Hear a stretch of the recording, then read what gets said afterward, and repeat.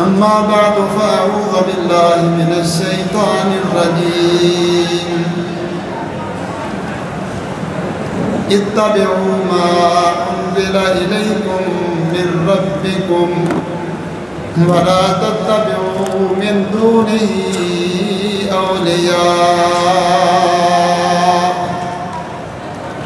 قليلا ما تذكرون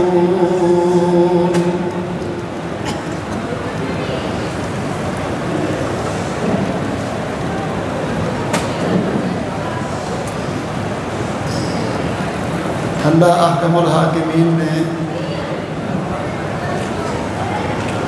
انسانوں اور جنوں کو اپنی عبادت کے لیے پیدا فرمایا ہے۔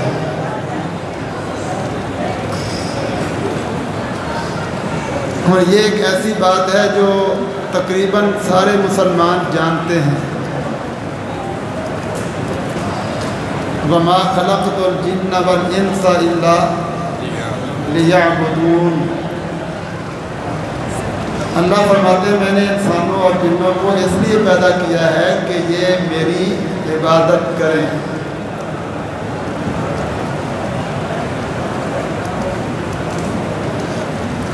سوال یہ ہے عبادت کیا ہوتی ہے؟ عبادت والے اعمال کون سے ہیں؟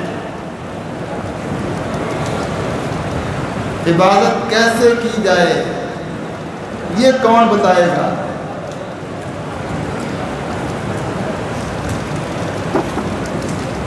یہ تو ہمیں سمجھ آ گئی کہ عبادت کے لیے پیدا ہوئے ہیں۔ یہ کیسے سمجھ آئے گی کہ عبادت والے کام یہ ہیں، عبادت کے طریقے یہ ہیں، یہ کون بتائے گا؟ کیا ہر بندہ اپنی مرضی کی عبادت بنائے؟ پھر تو دنیا میں کوئی گمراہ نہیں رہے گا۔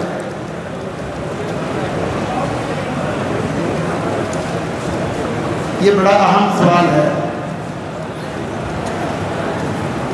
کرنی کس طرح ہے؟ عبادت والے اعمال کون سے ہیں؟ کون بتائے گا؟ کون سمجھائے گا؟ اس کا جواب یہ ہے کہ یہ ذمہ داری اللہ نے اپنے پاس رکھی ہے۔ اللہ فرماتے ہیں میں نے تمہیں عبادت کے لیے پیدا کیا ہے اور میں ہی تمہیں بتاؤں گا کہ عبادت والے اعمال کون کون سے ہیں اور کیسے کرنا ہے۔ کسی انسان کو یہ اجازت نہیں کہ وہ اپنی طرف سے نیکیاں بنائے، اپنی طرف سے کوئی کام کھڑے اور کہے کہ یہ عبادت والے کام ہیں۔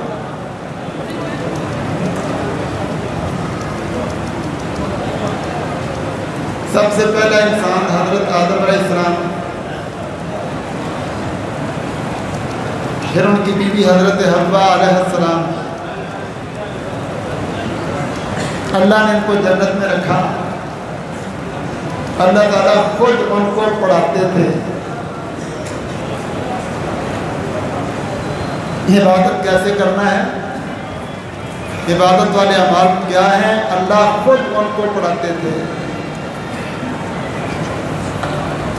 جب ان کو زمین پر اتارنے کا فیصلہ ہوا تو قرآن کہتا ہے فَتَلَقَّىٰ آدَمُ مِن رَبِّهِ کَلِمَاتٍ۔ تب تک آدم علیہ السلام اپنے رب سے کئی باتیں سیکھ چکے تھے۔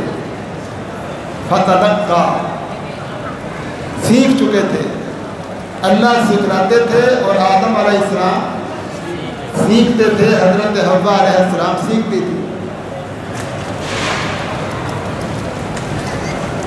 جب ان کو زمین پر اتارنے کا فیصلہ ہوا اب پھر سوال وہی آ گیا، وہاں تھے تو اللہ خود پڑھاتے تھے، اب زمین پر آ گئے ہیں تو یہاں کون بتائے گا؟ زمین آسمانوں سے بہت دور ہے۔ یہ جو پہلا آسمان ہمیں نظر آتا ہے نا، یہ زمین سے 500 سال کی مسافت پر ہے۔ پھر یہ اتنا ہی موٹا ہے، آسمان کی جو سطح ہمیں نظر آتی ہے نا، نیچے والی سطح، اس سے اوپر والی سطح تک جانے کے لیے بھی 500 سال کی مسافت ہے۔ پہلے آسمان کے اوپر پہنچنے کے لیے 1000 سال کا سفر ہے۔ اتنا ہی دوسرا آسمان بلند ہے، اتنا ہی وہ موٹا ہے، یہ 7000 سال کی مسافت وہ آسمان ہے، آسمانوں کی مسافت ہے۔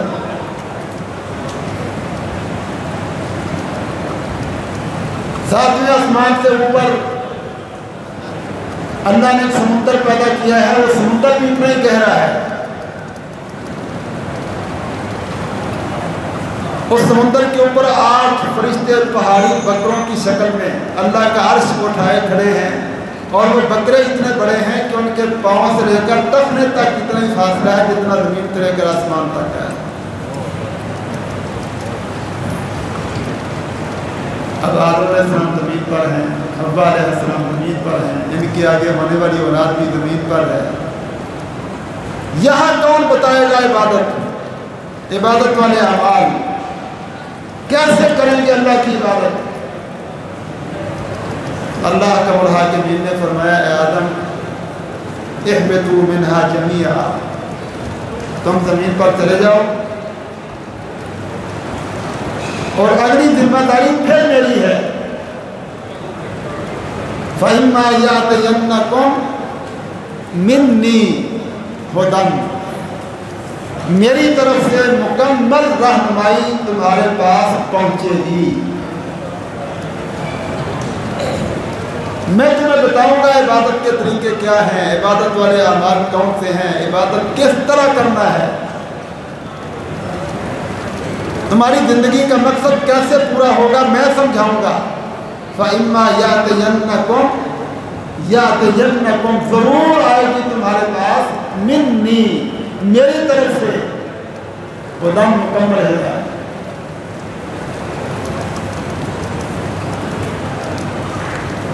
بات سمجھ آ رہی ہے؟ اس کو یاد رکھنا ہے باتوں کو، اعتکاف سے فارغ ہو کے نا جا کے اپنے جو یاروں دوستوں میں یہ بیان کرنا ہے۔ ساتھی آپ پر اتنی محنت کر رہے ہیں نا، اس لیے کر رہے ہیں کہ ہمیں عقیدے سمجھ آ جائیں، ہماری سوچ ٹھیک ہو جائے، ہمارا ایمان درست ہو جائے۔ یہ فطروں کی دنیا ہے، فرقہ پرستی کی دنیا ہے، عقیدے بگڑے ہوئے ہیں۔ اللہ نے یہ موقع دیا ہے اپنی اصلاح کا، علم کی بڑی ماشاءاللہ بارش ہوتی ہے آپ کے سامنے، تو اس سے کچھ حاصل کرنا ہے۔ اللہ نے فرمایا یہ ذمہ داری میری ہے، میری طرف سے مکمل ہدایت تمہارے پاس پہنچے گی۔ اب اللہ کیسے ہدایت اتارتے ہیں دنیا میں؟ اس کے لیے اللہ نے کیا طریقہ اختیار کیا ہے؟ کیا اللہ زمین پر آ کے لوگوں سے بات کریں گے؟ ما کان لبشر ان یکلمہ اللہ، کسی بشر کے لائق ہی نہیں کہ اللہ اس سے کلام کرے۔ اس کے لیے اللہ احکم الحاکمین نے جو طریقہ اختیار فرمایا وہ یہ ہے کہ اللہ تعالیٰ انسانوں میں جو سب سے اعلیٰ، سب سے افضل اور سب سے برتر انسان ہوتا ہے، نسب کے لحاظ سے، کمالات خوبیوں کے لحاظ سے، صلاحیتوں کے لحاظ سے، جو سب سے بہتر اور سب سے اعلیٰ انسان ہوتا ہے، اللہ اس کو منتخب کرتے ہیں، چن لیتے ہیں، پھر اللہ اس کی حفاظت کرتے ہیں، اس کے بچپن کی، اس کے لڑکپن کی اللہ آپ نگرانی کرتے ہیں، حفاظت کرتے ہیں، تاکہ معاشرے کی کوئی برائی، کوئی رسم، کوئی رواج اس کے اوپر اثر انداز نہ ہو۔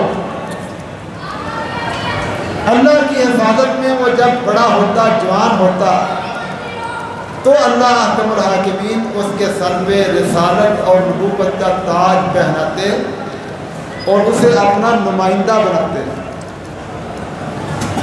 اللہ اس پر وحی نازل کرتے اور اسے بتاتے کہ میں نے تجھے اپنا نمائندہ بنایا ہے، اپنا رسول بنا لیا ہے، میں تمہیں بتاؤں گا عبادت کیسے کرنا ہے، عبادت والے اعمال کون سے ہیں، اور آپ نے مجھ سے لے کر میرے بندوں کو بتانا ہے کہ اللہ کی عبادت کرنے کے طریقے یہ ہیں۔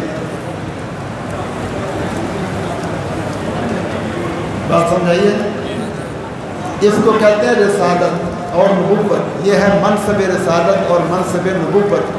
अल्लाह का इंतखाब करना, अल्लाह का हिफाजत करना और अल्लाह ताला का उसको अपना नुमाइंदा बना लेना, ये है मनसब रिसालत। और जिसको अल्लाह अपना नुमाइंदा बनाते हैं उसे कहते हैं रसूल। अब रसूल पे अल्लाह कलाम उतारते हैं, वही नाज़िल करते हैं। हज़रत जिब्रील अक्सर अंबिया पर हज़रत जिब्रील वही लेके उतरते रहे, जो सैयदुल मलाइका हैं, फरिश्तों के सरदार हैं। अल्लाह उनको पैगाम देते, वो आके रसूल को बताते। और रसूल की जिम्मेदारी ये होती है कि मेरे बंदों तक ये सारे मेरे अहकाम, मेरे बताए हुए तरीके पहुँचाओ। और लोगों पर ये लाजिम कर दिया जाता कि तुमने अगर अल्लाह की इबादत करना है तो अल्लाह ने इनको अपना रसूल बनाया है, अपना नुमाइंदा बनाया है। ये अपनी तरफ से कुछ नहीं कहते, ये अल्लाह की तरफ से वही आती है तो बयान करते हैं। लिहाजा तुम इन्हें अल्लाह का रसूल तस्लीम करो, ईमान लाओ, और जो कुछ ये कहें, जो कुछ ये बताएं, उसको पढ़ो, उसको समझो, उसके मुताबिक अमल करो, तो ये अल्लाह की इबादत होगी।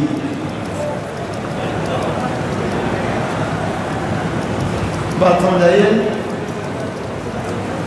अल्लाह अहकमुल हाकिमीन ने अपना वादा पूरा किया। दुनिया में जहाँ जहाँ आबादियाँ हुई हैं, जहाँ जहाँ लोग जाके रिहाइशें बना कर रहे हैं, वइन मिन क़रयतिन इल्ला खला फ़ीहा नज़ीर, हर बस्ती में, हर आबादी में अल्लाह की तरफ से समझाने वाले आए हैं, लोगों को इबादत का तरीका बताया है। 7 लाख के करीब अंबिया दुनिया में आए, अल्लाह ने उनको वही के जरिए बताया है, इबादत के तरीके बताए हैं, उन्होंने कौमों को बताया है, अल्लाह के अहकामात पहुँचाए हैं। हत्ता के आखिरी पैगंबर सैयदुल अंबिया जनाब मुहम्मदुर रसूलुल्लाह सल्लल्लाहु अलैहि वसल्लम का वक्त आ गया।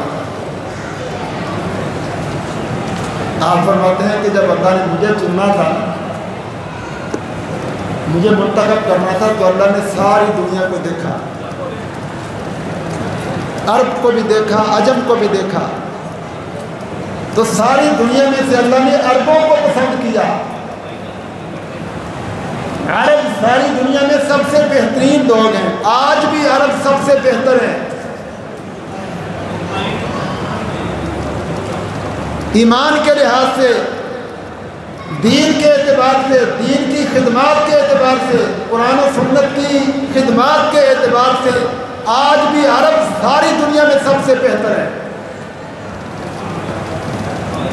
पूरी दुनिया में मस्जिदें बनाना, मदारिस बनाना कौन कर रहा है? यूनिवर्सिटियाँ बनाई हैं, पूरी दुनिया को कहा अपने बेटे भेजो, यहाँ आके पढ़ें, कोई फीस नहीं, कोई दाखिला नहीं, उल्टा वो देते हैं।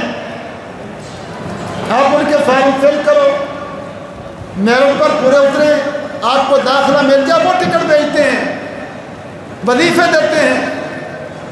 अगर आपकी शादी है तो वो आपको रिहाइश भी देते हैं। फिर दुनिया में जहाँ चाहो काम करो, वो तनख्वाह भी देते हैं।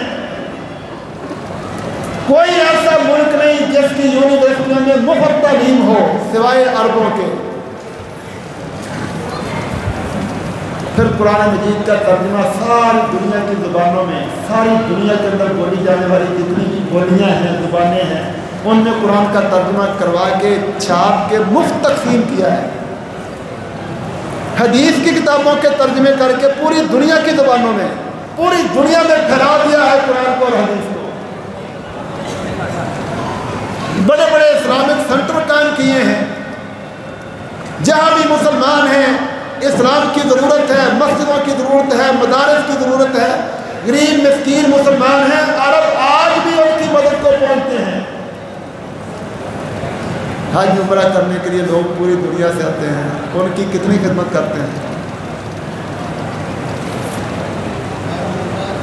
बाकी दुनिया के पास क्या है, यूरोप के पास क्या है, सिवाय बदकारी करने के, हराम खाने के, सूर खाने के, क्या उनके पास?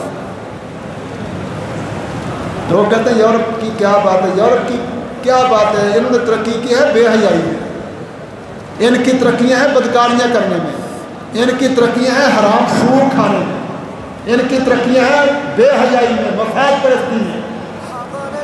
कख अकल नहीं है इनके पास, ना कोई इल्म है, ना कोई नजरिया है, ना कोई सोच है। जो दुनिया के अंदर बेहयाई वाले काम है उनको उन्होंने अपनी तहजीब बनाया हुआ है। और मोहतरम भाइयों, दुनिया के एतबार से जायज़ा ना लिया करो। दुनिया, हमारे नबी ने बहुत पहले से बता दिया, दुनिया जन्नतुल काफिर, दुनिया काफिरों के लिए जन्नत है। जन्नत का लफ्ज़ बोला अल्लाह के नबी ने, पता ना जन्नत से तारुफ है ना हमारा। काफिरों की जन्नत है दुनिया, उनकी दुनिया देख कर ना फैसले करो। फैसले करने हैं तो ईमान की बुनियाद पर करो, अल्लाह की बुनियाद पर करो। उन बेवकूफ़ों को तो पता ही नहीं हमारा रब कौन है, हमें पैदा करने वाला कौन है। जानवरों जैसी जिंदगी, न किसी को बाप का पता है, न किसी को माँ का पता है, न चचा, न फूफी, न खाला, न ताया। जानवरों जैसी गंदी बदतरीन जिंदगी उनकी। सिर्फ हमारे वो लोग उनसे मुतासर हैं जिनकी अपनी सोचें गंदी हैं कि वहाँ बेहयाई के बड़े मौके हैं। जो ईमान की गैरत रखते हैं वो कभी उनको अच्छा नहीं समझेंगे। हमें ईमान की बुनियाद पर सोचना चाहिए। ये डॉलर, ये पाउंड, ये दुनिया, क्या इसकी हैसियत है? हकीर दुनिया जन्नत के मुकाबले में कुछ भी नहीं। अल्लाह ने जो तुम्हें ईमान की दौलत दी है ना, ये बहुत बेहतर है, बहुत बड़ी है। हमारी मौजें इंशाअल्लाह जन्नतों में होंगी।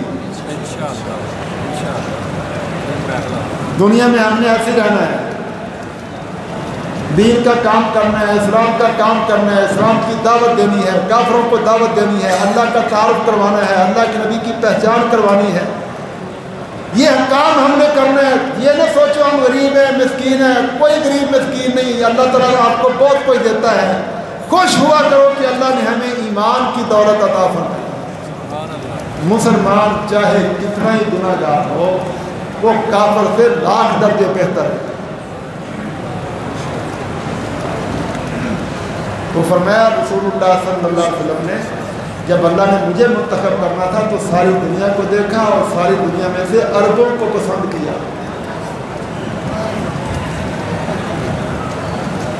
फिर सारे अरबों को देखा, अरब के बड़े खानदान थे, बड़े कबाइल थे, सारे अरबों से इंतखाब किया तो बनु इस्माइल को पसंद किया।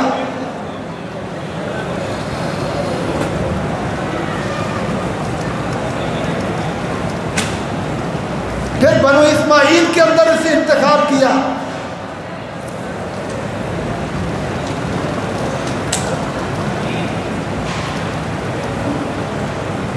देखो अल्लाह कमल हाकिमीन अपने नबी को मुंतखब करने लगे हैं तो पूरी दुनिया में से आला तरीन शख्स को मुंतखब करने लगे हैं।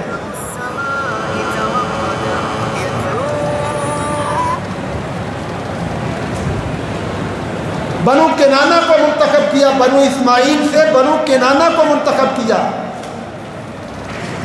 फिर बनु केनाना के जितने खानदान थे उनसे इंतखाब किया तो कुरैश को मुंतखब किया। फिर कुरैश के सारे घरानों में से इंतखाब किया तो बनु हाशिम को मुंतखब किया। फिर बनु हाशिम के सारे घरानों से इंतखाब किया तो नबी अकरम सल्लल्लाहु अलैहि वसल्लम ने फरमाया अल्लाह ने मुझे मुंतखब किया।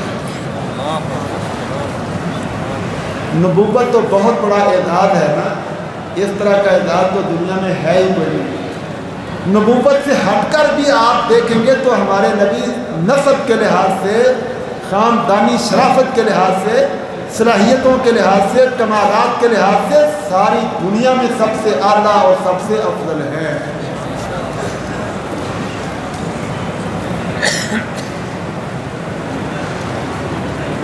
फिर अल्लाह ने अपनी हिफाजत में रखा।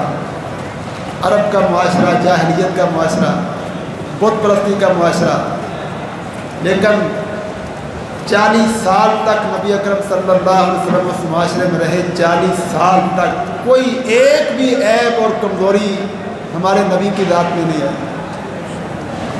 ये अल्लाह की हिफाजत है। बच्चे बिगड़ जाते हैं,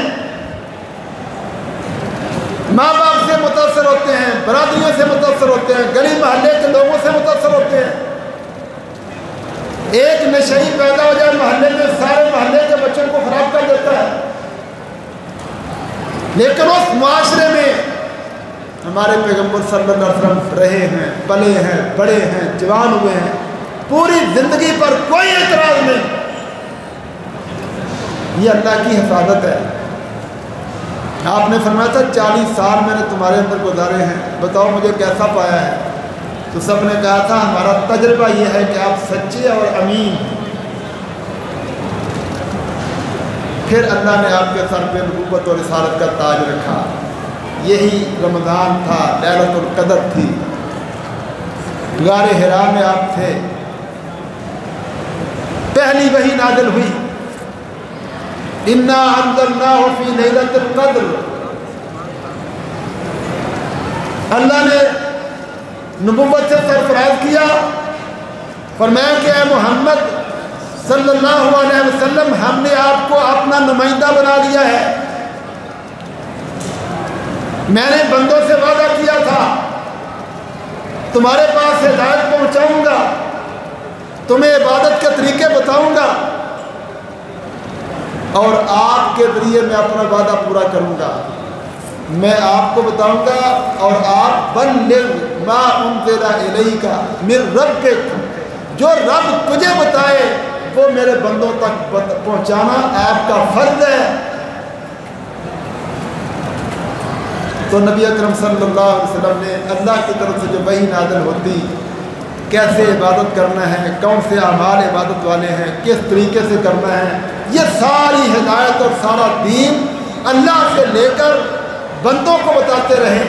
और अल्लाह अकरमुल हाकिमीन ने बंदों को पाबंद किया, तुम इन पर ईमान लाओ, इनको अल्लाह का नुमाइंदा तस्लीम करो, इनको अल्लाह का रसूल मान लो, अपनी तरफ अल्लाह का नुमाइंदा कबूल करके जो ये कहें उसको मानते जाओ, जो ये बताएं उसको कबूल करते जाओ। इनकी हुक्म के मुताबिक, इनकी सुन्नत के मुताबिक, इनकी हदीस के मुताबिक आमाल करोगे तो ये अल्लाह की इबादत हो।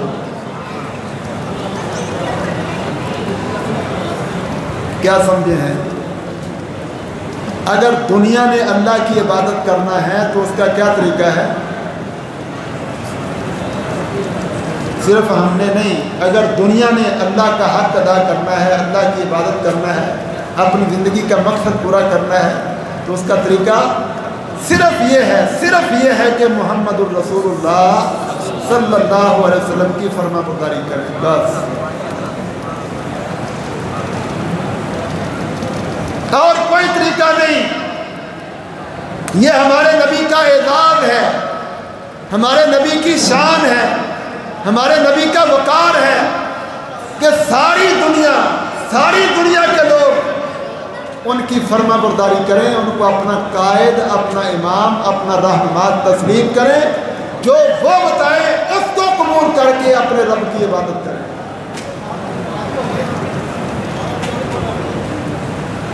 आज मोहतरम भाइयों फिरका परस्ती का दौर है, तो यहाँ ये बात भी अच्छी तरह समझ लो। अल्लाह अकबर। अल्लाह ताला ने बहुत पहले सारे नबियों को बताया था कि मैंने अपना आखिरी नबी जो मुकर्रर करना ना, आखिरी नबी जिसको सारी दुनिया का इमाम बनाना है, सारी दुनिया का कायद बनाना है, वो होंगे मोहम्मद सल्लल्लाहु अलैहि वसल्लम। अब्दुल्लाह इब्न अब्बास रज़ियल्लाहु अन्हुमा बयान करते हैं, तफसीर इब्न कसीर में लिखा है कि हर नबी को अल्लाह ने बताया था, हर नबी को,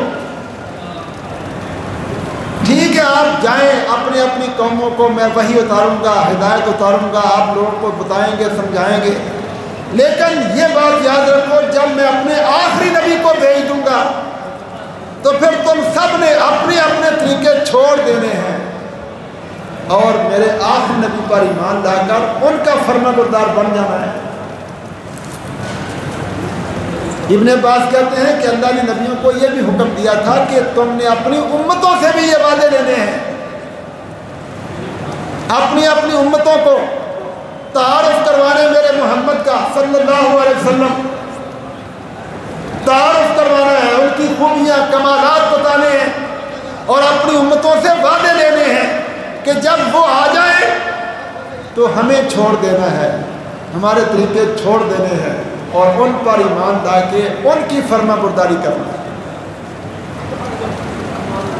عیسائی بھی سمجھتے تھے، یہودی بھی سمجھتے تھے،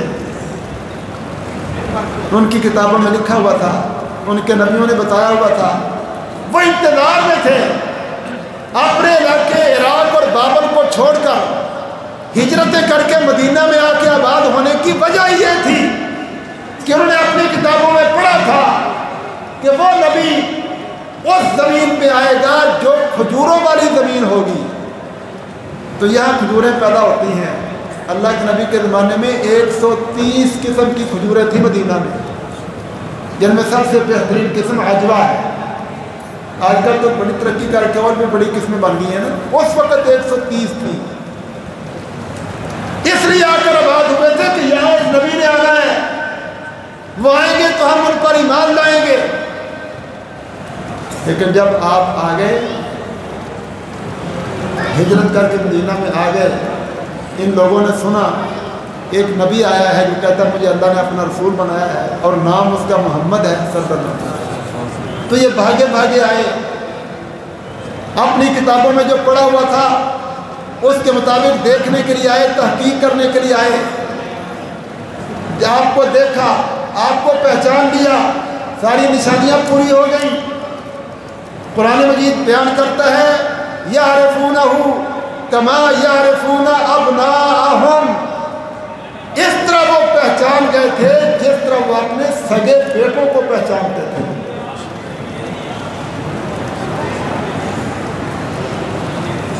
لیکن ہوا کیا، یہ یہودی اور عیسائی تھے بنو اسرائیل، بنی اسرائیل، حضرت اسحاق علیہ السلام کی اولاد، حضرت یعقوب علیہ السلام کی اولاد، اور نبی اکرم صلی اللہ علیہ وسلم آئے ہیں بنی اسماعیل سے، ان کے تایا اسماعیل علیہ السلام کی اولاد سے۔ یہ تھے عرب، یہ تھے بنی اسرائیل۔ ابراہیم علیہ السلام کے بعد بہت سارے نبی بنی اسرائیل میں آئے، تو بنی اسرائیل سمجھتے تھے یہ نبوت ہمارے خاندان کا ورثہ ہے، ہماری نسل کا ورثہ ہے، دنیا کے قائد ہم ہیں، دنیا کے لیڈر ہم ہیں، پڑھے لکھے ہم ہیں۔ انہوں نے سوچ رکھا تھا کہ وہ آخری نبی جو آئے گا نا ساری دنیا کا قائد، وہ بھی ہماری نسل سے ہوگا، ہمارے خاندان سے ہوگا، اور ہمیں بڑی عزت ملے گی دنیا میں۔ لیکن جب انہوں نے یہ دیکھا یہ ہمارے خاندان سے نہیں، یہ ہمارے تایا کے خاندان سے ہے، ان کے اندر حسد پیدا ہو گیا، حسد پیدا ہو گیا، کہنے لگے اللہ نے ہماری بڑی بےعزتی کی ہے، ہمارا ناک ہی نہیں رہنے دیا، ہمیں مخترب کر دیا ہے، ہمیں دنیا کی قیادت سے پیچھے کر دیا ہے، اور دنیا کا قائد امام بنا دیا ہمارے تایا کے خاندان کو، عربوں کو جو بکریاں چرانے والے اور اونٹ چرانے والے تھے۔ اپنا کردار نہیں دیکھا انہوں نے کہ وہ اللہ کے باغی ہیں، نبیوں کے قاتل رہے ہیں، اللہ کی شریعت کو مسخ کرنے والے ہیں، اپنا گندا کردار نہیں دیکھا، یہ سوچا کہ اللہ نے ہماری بےعزتی کی ہے۔ اس حسد کی بنیاد پر انہوں نے کہا ہم نے ایمان لائیں گے اور نہ دنیا کو ماننے دیں گے۔ بات سمجھا رہی ہے؟ یہ شریکہ برادری ان کا ہے، یہودیوں کا۔ ہمارے مسلمانوں میں بھی شریکہ برادری بڑا چلتا ہے، یہ شریکہ برادری کا چکر یہودیوں کے ہیں۔ نبی اکرم صلی اللہ علیہ وسلم کا سسر ہے وہ یہ ابن اخطب، یہ یہودیوں کا سردار تھا، اس کی سگی بیٹی حضرت صفیہ خیبر میں لونڈی بن کے آئیں، اسلام قبول کر لیا، آپ نے ان کو آزاد کر کے ان سے نکاح کر لیا، یہ ام المومنین بن گئی رضی اللہ تعالیٰ عنہ۔ یہ بیان کرتی ہیں کہ میرا باپ اور میرا چچا دونوں تحقیق کرنے گئے تھے، نبی اکرم صلی اللہ علیہ وسلم سے ملاقات کے لیے گئے تھے، واپس آئے ڈھیلے ڈھیلے قدم اٹھاتے آ کے بیٹھ گئے تو میرا چچا کہتا بھائی جان پھر کیا خیال ہے، یہ وہی نبی ہیں؟ تو میرے باپ نے تنکا اٹھایا زمین سے اور کہا اس تنکے کے برابر بھی شک نہیں، یہ وہی نبی ہے جس کا ہماری کتابوں میں لکھا ہے۔ پھر میرا چچا کہتا ہے پھر ایمان لائے ان پر، ان کے لیے تو اپنے وطن چھوڑ کے آئے ہیں۔ تو میرے باپ نے کہا نہیں، ایمان نہیں لائیں گے۔ چچا کہتا ہے کیوں؟ کہتے ہیں ان پر ایمان لائیں گے تو ہمارا ناک نہیں رہتا، یہ بنی اسماعیل سے ہے، ہم بنی اسرائیل ہیں، اللہ نے ہماری توہین کی ہے، ہماری بے عزتی کی ہے۔ یہ سوچ ہے یہودیوں عیسائیوں کی،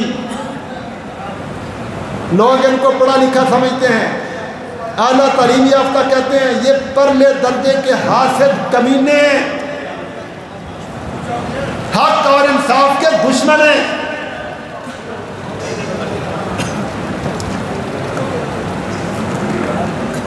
سانپ بڑا خوبصورت ہوتا ہے نا، سانپ کبھی سانپ دیکھا ہے؟ بڑا خوبصورت ہوتا ہے، اس کے اوپر بڑے ڈیزائن ہوتے ہیں، بڑے رنگ ہوتے ہیں، اس کو رکھنا چاہیے، پھر پالنا چاہیے، اس کی تعریفیں کرنا چاہیے۔ سانپ ایسے خوبصورت ہوتا ہے کہ نہیں؟ لیکن کبھی کسی نے سانپ کی خوبصورتی کی تعریف نہیں کی، لوگ اس کی خوبصورتی کو نہیں دیکھتے، اس کے زہر کو دیکھتے ہیں، اس کو مارنے کی کوشش کرتے ہیں، بچانے اپنا بچاؤ کرتے ہیں۔ ان یہودیوں صلیبیوں کی دنیا نہ دیکھو، ان کی گوری چمڑیاں نہ دیکھو، ان کے کفر کو دیکھو، یہ قابل نفرت لوگ ہیں۔ اپنی ماں سے پوچھو، ام المومنین حضرت صفیہ رضی اللہ تعالی عنہ سے بیان کرتی ہیں میرا چچا بول پڑا بھائی جان یہ تو اللہ کا فیصلہ ہے، ان کو رسول اللہ نے بلایا ہے، دنیا کا قائد اور امام اللہ نے مقرر کیا ہے، اگر اللہ کی عبادت کرنا ہے تو ان کی بات ماننا پڑے گی، ہدایت اللہ نے ان کے ذریعے اتارنا ہے۔ اس نے آگے سے کیا جواب دیا؟ اللہ اکبر، آگے سے جواب دیتا ہے ہم اللہ سے لڑیں گے،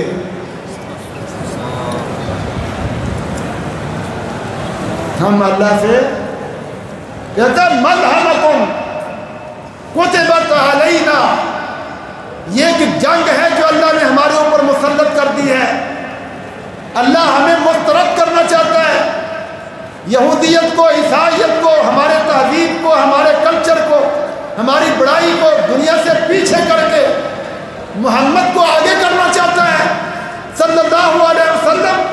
ہم اللہ سے لڑیں گے، ہم محمد کو دنیا کا قائد نہیں بننے دیں گے، ہم اپنے نظام دنیا پر چلائیں گے، اپنے کلچر دنیا پر چلائیں گے، لوگ ہمارے پیچھے چلیں گے، لوگ محمد کے پیچھے نہیں جائیں گے صلی اللہ علیہ وسلم، ہم لڑیں گے۔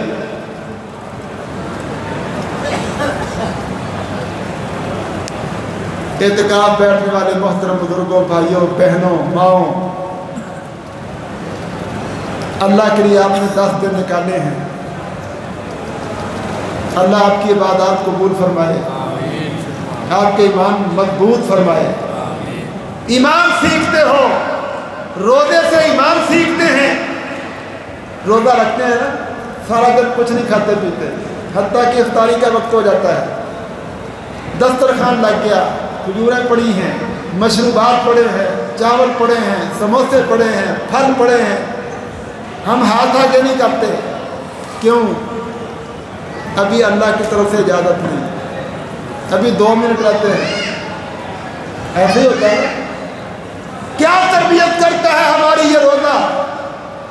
بھوک بھی ہے، پیاس بھی ہے، ضرورت بھی ہے، لیکن ہم اپنے آپ کو روکے ہوئے ہیں، سب کچھ سامنے موجود ہے، کنٹرول کیا ہوا اپنے آپ کو کہ ابھی اللہ کی طرف سے اجازت نہیں۔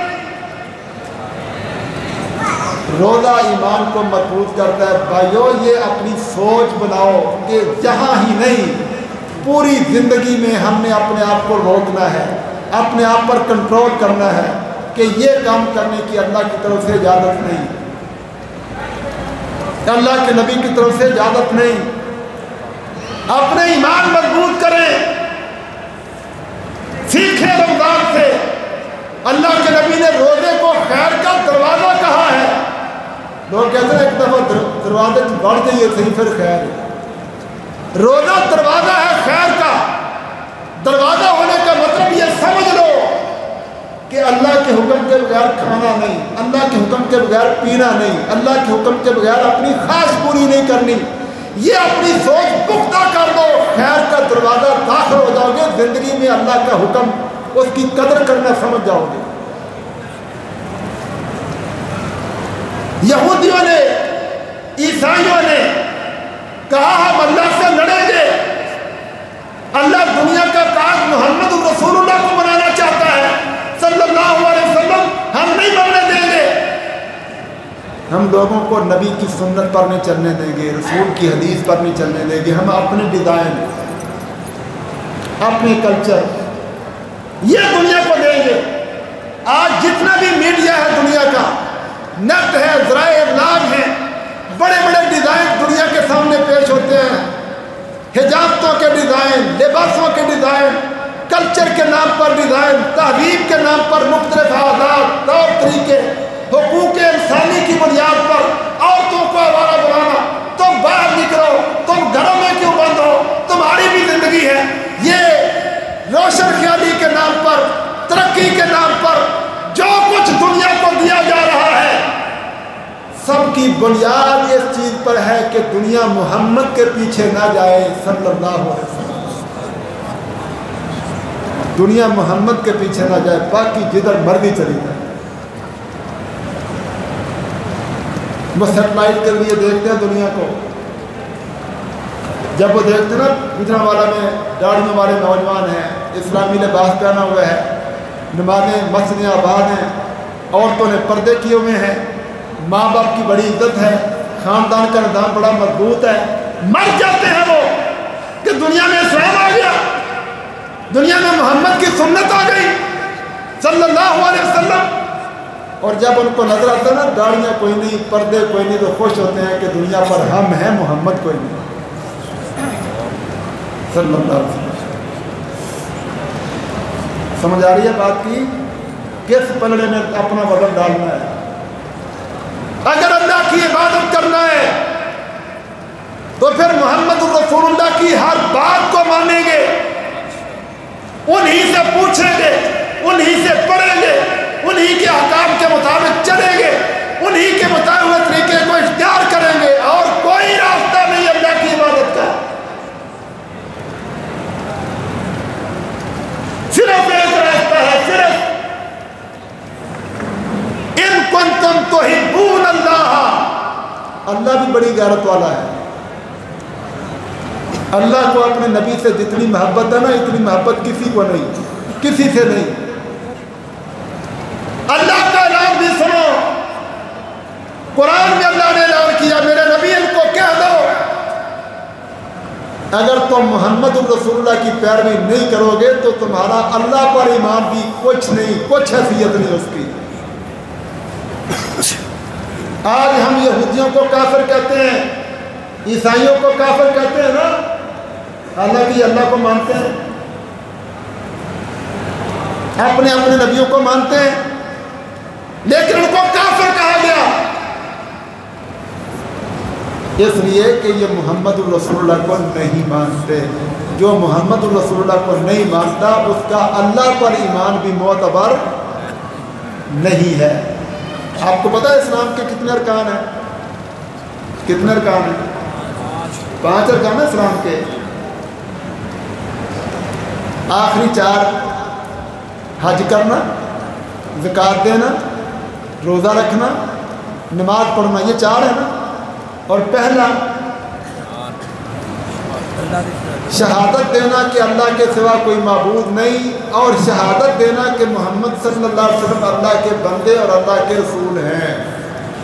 یہ تو 2 چیزیں ہیں، توحید اور رسالت 2 چیزیں ہیں نا۔ تو دونوں کو ایک کیوں شمار کیا گیا ہے؟ بات سمجھا رہی ہے؟ پہلا رکن اسلام کا، اس میں دو چیزیں ہیں، اللہ کی توحید کی گواہی اور محمد رسول اللہ صلی اللہ علیہ وسلم کی عبودیت اور رسالت کی گواہی، چیزیں دو ہیں، ایک شمار کیا گیا یہ بتانے کے لیے کہ جو محمد رسول اللہ کو نہیں مانتا اس کا اللہ پر بھی کوئی ایمان نہیں، اس لیے وہ کافر ہے۔ یہاں سے یہ مسئلہ بھی سمجھ لو کہ کافر اور مسلمان کے درمیان فرق کرنے کا معیار کیا ہے۔ کافر اور مسلمان میں فرق کرنے کا معیار کیا ہے؟ سمجھ آئی کہ نہیں سمجھ آئی؟ کیا معیار ہے؟ معیار ہے محمد الرسول اللہ صلی اللہ علیہ وسلم۔ لکھ لو اپنے دلوں پر، دنیا میں کافر اور مسلمان کو پہچاننے کے لیے معیار ہے محمد الرسول اللہ صلی اللہ علیہ وسلم۔ جو محمد الرسول اللہ کا کلمہ پڑھتا ہے، آپ کو سچا آخری نبی مانتا ہے، وہ مسلمان ہے، چاہے کتنے گناہ گار ہو۔ اور جو محمد الرسول اللہ کا کلمہ نہیں پڑھتا وہ کافر ہے۔ یہ جو قادیانی ہے نا مرزائی، یہ ہمارے نبی کو سابقہ نبی مانتے ہیں، آخری نبی نہیں مانتے، یہ کافر ہے۔ آپ کا اسٹیٹس یہ نہیں کہ آپ سابقہ نبی ہیں، آپ کا وقار یہ ہے کہ آپ قیامت تک کے لیے نبی ہیں، کوئی نبی نہیں آئے گا۔ یہ جو ہم کفر کے فتوے لگاتے ہیں نا، فلاں بھی کافر ہے، فلاں بھی کافر ہے، فلاں بھی مشرک ہے، فلاں بھی مشرک ہے، یہ غلط ہے، گناہ ہے۔ جو بھی لا الہ الا اللہ محمد رسول اللہ پڑھتا ہے وہ مسلمان ہے، چاہے کتنا ہی گناہ گار کیوں نہ ہو۔ کیا کہہ رہے ہیں؟ مسلمان گناہ گار نہیں ہو سکتے؟ انسان ہے، گناہ گار ہو سکتے ہیں، کبیرہ گناہ بھی ہو سکتے ہیں، صغیرہ گناہ بھی ہو سکتے ہیں۔ ہمارے دین نے ہمیں رہنمائی دی ہے، مسلمان گناہ گار ہیں تو ان کو دعوت دو، ان کی اصلاح کرو، امر بالمعروف نہی عن المنکر کے ذریعے ان کو سمجھاؤ، لیکن کلمہ پڑھنے والے کو کافر نہیں کہہ سکتے۔ یہ فتوے کفر کے لگانا اور شرک کے لگانا، یہ وہابی دیوبندی بریلوی کی بنیاد پر یہ غلط ہے۔ کلمے کا احترام کرو، اپنے نبی کی محبت اتنی پیدا کرو اپنے دل میں کہ جو شخص تمہارے نبی کا احترام کرتا ہے، کلمہ پڑھتا ہے، اس کو اپنا بھائی سمجھو، یہ ہمارا کلمے کا بھائی ہے۔ غلطی ہے تو اس کی اصلاح کریں گے، جہالت کا دور ہے۔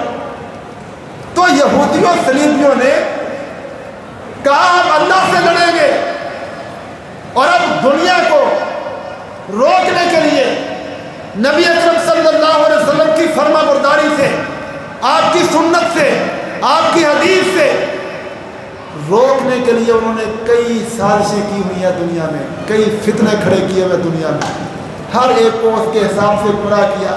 کسی کو پیسے کا لالچ دے کر، دنیا کا لالچی بنا کر اسلام سے دور کر دیا، سود میں ڈال دیا، جوئے بازی میں ڈال دیا، کسی کو بے حیائی کا لالچ دے کر آوارہ بنا دیا، اس طرف توجہ ہو گئی۔ اور جو مذہب کے نام پر، دین کے نام پر چلنے والے لوگ ہیں، ان کے اندر فرقہ پرستی کا بیج بو دیا۔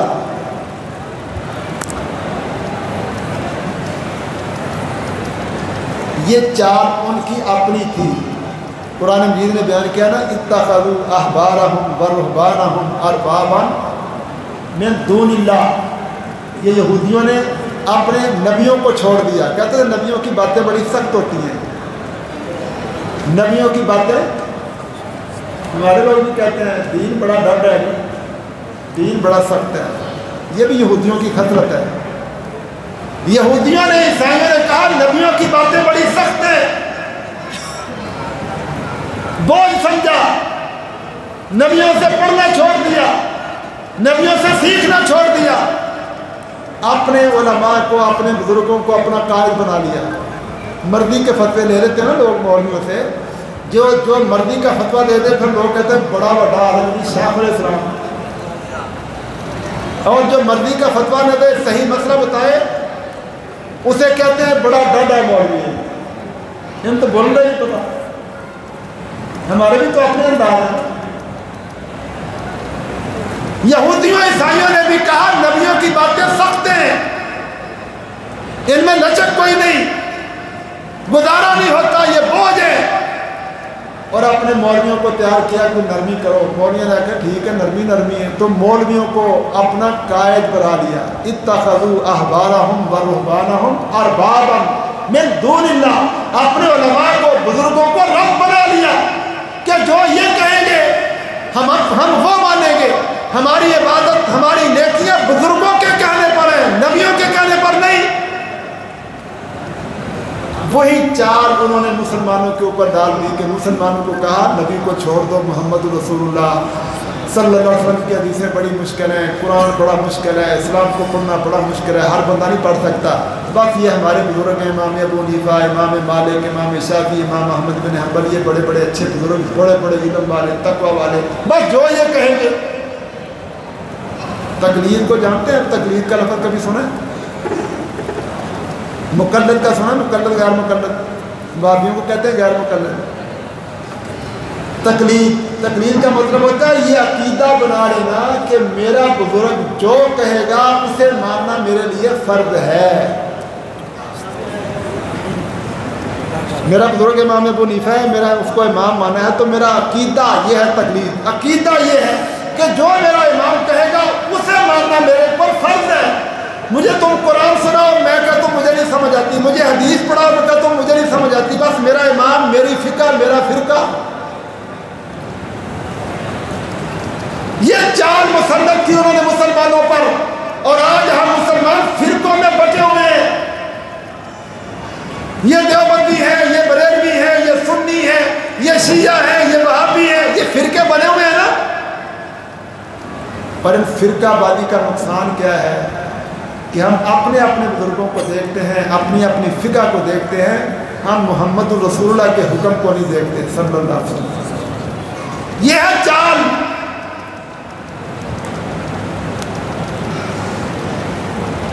कोई सहाबा इकराम के मुतल्लिक़ वो बोलने लग गया कि वो ही ठीक नहीं थे, तो उन्होंने जो नबी की बातें बताई वो भी कैसे ठीक हो सकती है।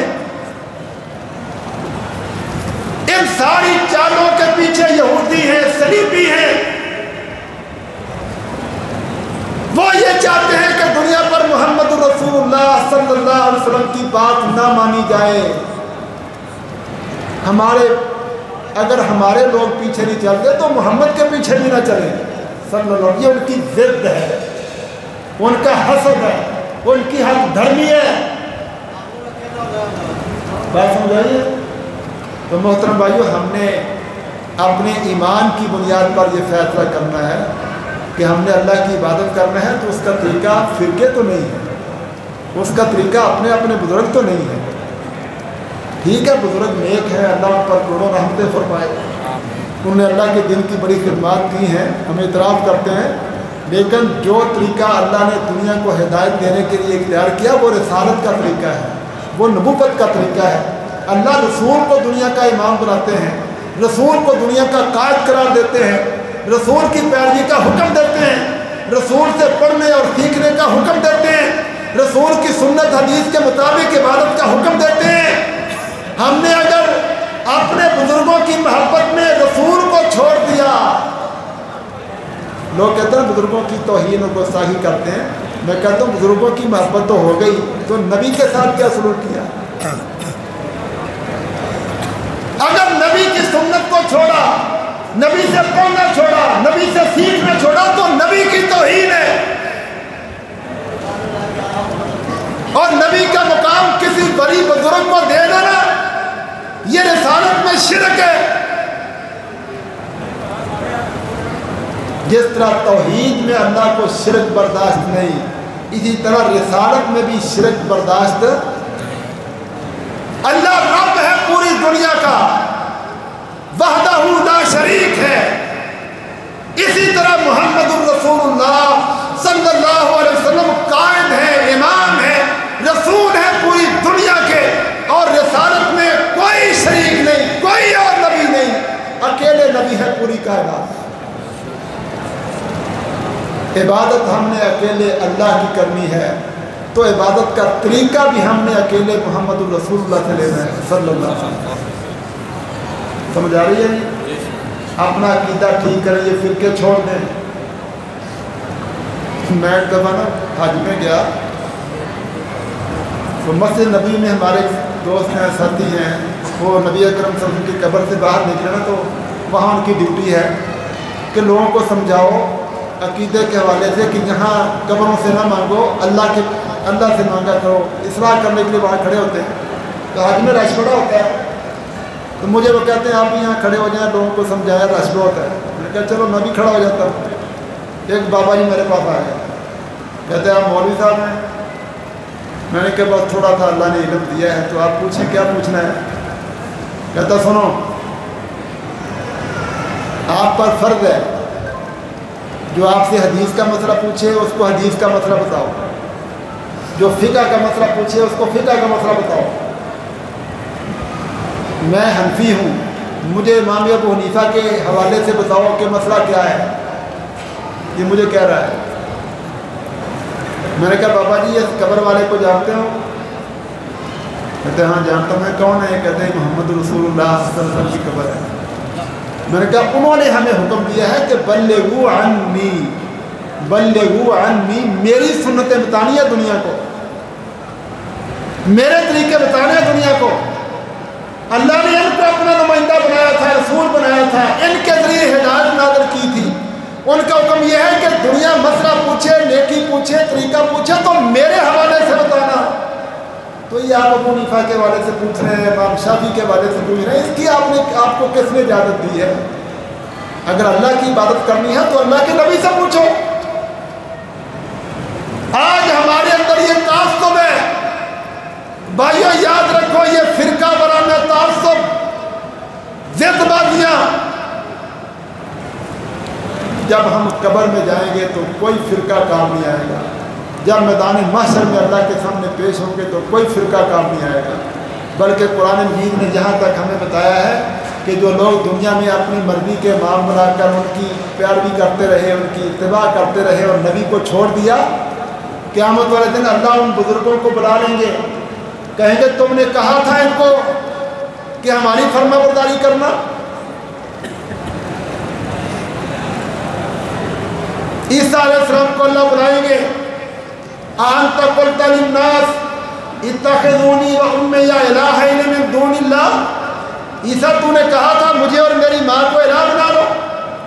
عیسیٰ علیہ السلام بے ہوش ہو کے گر جائیں گے یہ بات سن کر۔ جب ہوش آئے گی کہیں گے یا اللہ میں وہ بات کیسے کہہ سکتا تھا جو مجھے حق ہی نہیں پہنچتا، میں نے تو یہ کہا تھا کہ اللہ کی عبادت کرو، میں اللہ کا رسول ہوں، مجھ سے سیکھو۔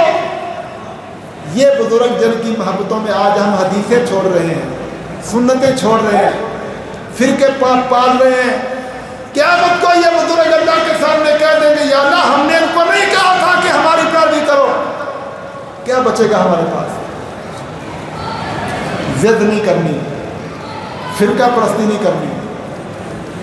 ہم نے لا الہ الا اللہ محمد رسول اللہ پڑھا ہے نا، عبادت اللہ کی اور فرما برداری محمد الرسول اللہ کی صلی اللہ علیہ وسلم۔ عقیدہ بنائے، اگر اللہ کی عبادت کرنا ہے، نمازیں پڑھنی ہے، روزے رکھنا ہے، حج کرنے ہیں، عمرے کرنے ہیں، زکاتیں دینی ہے، ماں باپ کی خدمت کرنی ہے، بیویوں کے حقوق، اولادوں کے حقوق، رشتہ داروں کے حقوق، ہمارے دین کے جتنے بھی معاملات ہیں یہ کرنے ہیں تو اس طرح کرنے ہیں جس طرح محمد الرسول اللہ صلی اللہ علیہ وسلم بتائیں گے۔ نبی سے پڑھو، نبی سے پڑھو، قرآن کا ترجمہ پڑھو، ہمارے نبی کی حدیث صحیح بخاری صحیح مسلم حدیث کی کتابیں اردو ترجمے والی مل جاتی ہیں، یہ پڑھو، خود پڑھو، ماں باپ کو پڑھاؤ، بیویوں کو پڑھاؤ، بیٹوں بیٹیوں کو پڑھاؤ۔ اللہ نے قرآن حدیث کی حفاظت کا ذمہ لیا ہے، میں اس کی حفاظت کروں گا۔ یہ یہودی عیسائی حسد کرنے والے کمینے دشمن نہیں ختم کر سکیں گے قرآن حدیث کو، محمد الرسول اللہ کی رسالت کو مٹا نہیں سکیں گے صلی اللہ علیہ وسلم۔ اللہ نے حفاظت کا ذمہ لیا ہے، दुनिया की ज़बानों में कुरान के तर्जमे हुए हैं, हदीसों के तर्जमे हुए हैं, खरीदो पढ़ो। अल्लाह ने हिफाजत के लिए फ़ौजें तैयार की। ये हाफिज, हमारे बच्चे हाफिज, ये पहली फ़ौज है कुरान की हिफाजत के लिए। हमारे उलमा ज़िंदगियाँ सर्फ करते हैं कुरान हदीस को पढ़ने में, तर्जमा पढ़ते हैं, तफसीरें पढ़ते हैं, हदीसें पढ़ते हैं, अरबी ज़ुबान पढ़ते हैं, उलूम फ़नून पढ़ते हैं, फिर दुनिया को अल्लाह के दीन की बातें बताते हैं, इस्लाम के अहकामात बताते हैं। दुनिया बड़ी मुखालफत करती है, मिस्कीन बना बना के रखते हैं उलमा को। 15,000 तनख्वाह बढ़ी है मौलवी साहब मुझे। ये बेचारे पेट काट के लोगों से गालियाँ सुन के मशक्क़तें बर्दाश्त करके इस्लाम को दुनिया के सामने पेश करते हैं। ये फौज है अल्लाह की तरफ से, अल्लाह ने इनको हौसले दिए हैं, कुरान और सुन्नत का नाम जिंदा रखा है। ये मुजाहिदीन जवानियाँ कुर्बान करते हैं, जानें कुर्बान करते हैं इस्लाम की हिफाजत के लिए, कुफर के निज़ाम तोड़ने के लिए, अल्लाह के दुश्मनों को दलील करने के लिए। ये अल्लाह की तीसरी फौज है इस्लाम की हिफाजत के लिए। जिनके घर में कोई हाफिज नहीं, कोई आलिम नहीं, कोई मुजाहिद नहीं, वो रोएं अल्लाह के सामने, रोएं कि अल्लाह ने हमें, हमारे ख़ानदान को क्यों नहीं चुना अपने दीन की हिफाजत के लिए। रोया करो अल्लाह के सामने। तुम्हारे बेटे हैं, बेटियां हैं, भाई हैं, बहनें हैं, कोई हाफिज नहीं, कोई आलिम नहीं, कोई मुजाहिद नहीं। अल्लाह ने अपने दीन की हिफाजत के लिए तुम्हें चुना ही नहीं। हराम खाना छोड़ दो, सूद खाना छोड़ दो, लोगों के हक मारने छोड़ दो, बददियानतियां करना छोड़ दो, ये कमीनगियां छोड़ो, अपने किरदार ठीक करो कि अल्लाह तुम्हें पसंद करे, तुम्हारे बेटों को पसंद करे, तुम्हारी बेटियों को पसंद करे, अपने दीन का काम तुमसे ले, दुनिया के सामने, कुफर के सामने तुम्हें खड़ा करे, तुम्हें अपने नबी के दीन की हिफाजत के लिए मामूर करे, पेश करो अपना अल्लाह के सामने। हम दुनिया के कीड़े बने हुए हैं। बेटा तो उसको अंग्रेजी पढ़ाओ, बेटियाँ तो उसको अंग्रेजी पढ़ाओ, इंजीनियर बनाओ, ये बनाओ, ये बनाओ, नौकर बनाओ। ना कोई हाफिज, ना कोई आलम, ना कोई मुजाहिद। दुनिया कमा कमा के मर जाते हैं, कब्र में क्या दुनिया काम आएगी? तौबा करे अल्लाह से, मेरे बेटों में हाफिज क्यों नहीं बनता कोई? मेरे घर में कुरान की आवाज़ क्यों नहीं? और वो खुशी का इजहार करे, अल्लाह का शुक्र करे जबकि औलादों में हाफिज हैं, आलिम हैं, मुजाहिद। अल्लाह के दुश्मनों के सामने ये रुकावट है, इस्लाम को दुनिया के सामने पेश करने वाले हैं। आज हमें अपने किरदार देखने चाहिए। हम दुनिया में इस्लाम के मुहाफिज पासबान हैं या हम दुनिया में यहूदियों ईसाइयों की तहरीफ कल्चर को फैलाने वाले और अपने नबी से दुश्मनी करने वाले हैं। गुस्सा न करना, दर्द दिल से सोचना, मेरी जवानी से इस्लाम को फ़ायदा पहुंच रहा है या काफरों के तरीकों को? मेरी बेटियों से इस्लाम को फ़ायदा पहुंच रहा है या काफरों के गंदे कल्चर को? मैं कारोबार करता हूं तो काफरों के तरीकों पर सूदी लेन देन, बददियानतियां, बेईमानियां करके, लालच करके, या इस्लाम के तरीके पर खैर खाई से? हम अपनी जिंदगी और जवानियों से किसको फ़ायदा पहुंचाते हैं? मेरी बेटी बेपर्दा, कुरान नहीं जानती, हदीस नहीं जानती, ये बेपर्दगी करके कुफर की तहजीब को इज्जत दे रही है, इस्लाम की तहजीब को इज्जत नहीं देती। मुझे शर्म आनी चाहिए। मेरा बेटा बेनमाज, कुरान नहीं पढ़ता, हदीस नहीं पढ़ता, नमाज नहीं पढ़ता, कुफर की तहजीब को इज्जत दे रहा है, वो हमारा लोग है। दाढ़ी मुंडा, कभी डिजाइन सर का कुछ बना दिया, कभी मुंह का डिजाइन बना दिया, ऊट पटांग खुसरों वाले लिबास पहने हुए हैं। क्या बना हुआ मेरा बेटा? मुसलमान पैदा हुआ है, तूने अपने लिबास से, अपनी हिजामत से किसको इज्जत दी है?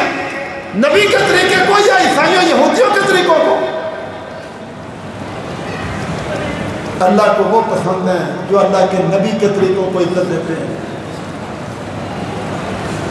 जो दुनिया के कल्चरों को नफरत से देखते हैं। ईसाइयों के रिवाज, उनके कल्चर, ये मामा टाटा पापा की गंदी तहजीब हमारे घरों में। मेरी बहनें गौर करें अपने किरदार पर। हमने अपने मासूम मोमिन बच्चों को अपने नबी की सुन्नत بچے ہیں ان کو دعائیں یاد کرواؤ، صبح کی دعا، شام کی دعا، نمازوں کے طریقے بتاؤ، ان کے لباس اسلامی بناؤ، ان کی حجامتیں اسلامی بناؤ، ان کو مومن بناؤ، غیرت مند بناؤ، ایوبی پیدا ہو، مجاہد پیدا ہو، اسلام کے ہیرو بنے، کافروں سے نفرتیں کریں۔ ان کو ماما پاپا ٹاٹا عیسائیوں کی گندی تعلیم سکھلا کے کیا بنا دیا تم نے؟ اگر ہماری عورتیں اپنے اندر احساس پیدا کر لیں، ہماری عورتیں، مسلمانوں کی عورتیں اگر ایمان پر کھڑی ہو جائیں، 95% کفر کی تہذیب کو ختم کر سکتی ہیں۔ ہمارے بندے تو بیچارے بیویوں کے بڑے فرما بردار ہیں، بیگم کہے چل چودھری اٹھ کے نماز پڑھ، تو بندے کی ضرورت ہے نہ پڑھے۔ اللہ کے نبی نے دعا دی ہے، اللہ اس دلہن پر رحمت کرے جو تہجد کے لیے اٹھے اور اپنے خامد کو بھی اٹھائے، اگر وہ نہیں اٹھتا تو پانی کے چھینٹے مارے اس کے منہ پر۔ عورتیں گھروں کا ماحول اسلامی بنا سکتی ہیں، بیٹوں بیٹیوں کو اسلام کی جیتی جاگتی زندہ تصویر بنا سکتی ہیں، سنتوں کے رنگ پہنا سکتی ہیں، کفر کی تہذیب کو ختم کر سکتی ہیں۔ ہم غیور مومن مسلمان اپنی حجامتوں سے، لباسوں سے سنتوں کو زندہ کر سکتے ہیں۔ بھائیو، ہمیں اپنی کوتاہیاں دور کر کے اپنے ایمان کو مضبوط کرنا ہے۔ یہ جو حالات بنے ہوئے نا پاکستان کے، یہ آخری بات کرنے لگے، یہ جو پاکستان کے حالات بنے ہوئے ہیں نا، غربت ہے، مہنگائی ہے، پریشانی ہے، پتہ کیوں بنے ہیں؟ یہ آخری بات ہے، پتہ کیوں بنے ہیں؟ یہ پارٹیوں کی لڑائیاں نہ سمجھو، P T I Muslim league کی لڑائیاں نہیں۔ اگر آج کے حالات کو سمجھ رہے ہیں تو آج سے 35-40 سال پیچھے جاؤ، تمہیں سمجھ آئے گی یہ حالات کیوں بنے ہیں۔ 40 سال پیچھے جاؤ تو دنیا میں کفر کی 2 طاقتیں تھیں، روس اور صلیبی امریکہ، یورپ، کفر کی 2 طاقتیں تھیں، اور ان دونوں کی باتیں کیا ہوتی تھیں؟ ورلڈ آرڈر، دنیا پر ہم اپنے نظام چلائیں گے۔ روسی کہتے تھے ورلڈ آرڈر ہمارا ہوگا، عیسائی کہتے تھے ورلڈ آرڈر ہمارا، یہ دنیا کو اپنے نظاموں کے تحت لانے کی باتیں کرتے تھے۔ روس نکلا دنیا پر قبضہ کرنے کے لیے، اتنا نفرت تھی اس کو اسلام سے کہ جب اس نے یہ وقت ایشیائی ریاستوں پر قبضہ کیا، امام بخاری کا ملک، امام مسلم کا ملک، محدثین کے ملک، ان پر قبضے کیے، مسجدیں گرائی، مدرسے گرائے، قرآن پر پابندیاں لگائیں، علماء کو پھانسیاں دی، تو روس نے یہ لفظ بولے تھے کہ مسلمانوں کے رب کو ہم نے بوٹ کی ٹھوکر مار کے نکال دیا ہے۔ معاذ اللہ، آپ تصور کریں کتنی نفرت تھی ان کے دلوں میں اسلام سے۔ وہ دندناتا ہوا آیا، گرم پانیوں کے ذریعے پوری دنیا پر قبضہ کروں گا۔ یہ پاکستان تھا جس نے افغانستان کے اندر اس کو تباہ و برباد کیا۔ افغانیوں کے ساتھ مل کر، دنیا بھر کے مجاہدین کے ساتھ مل کر، دنیا کے آدھی دنیا پر قابض کفر کو توڑنے والا پاکستان۔ اس کے بعد یہ صلیبی آئے، انہوں نے کہا ہمارے مقابلے پر تو اب ہے ہی کوئی نہیں، پاکستان کو کچل دیں گے، افغانستان کو کچل دیں گے، مجاہدین کو کچل دیں گے، پھر ورلڈ پہ آرڈر ہمارے ہوں گے۔ اور یہ اتنے متکبر مغرور تھے، اگر آپ کو یاد ہو ان کی باتیں لکھی ہوئی ہیں، انہوں نے کہا بیت اللہ کو بم مار کر اڑا دیں گے، کوئی داڑھی نہیں رہے گی، کوئی پردہ نہیں رہے گا، ہماری تہذیب، ہمارا کلچر، نیو ورلڈ آرڈر، دنیا پر شریف کی حکمرانی ہوگی۔ باتیں یاد ہے؟ پوری دنیا کی صلیبی قوت لے کے یہ دنیا پر قبضہ کرنے کے لیے آئے۔ ان کا دماغ بھی پھاڑا ہے تو پاکستان نے پھاڑا ہے۔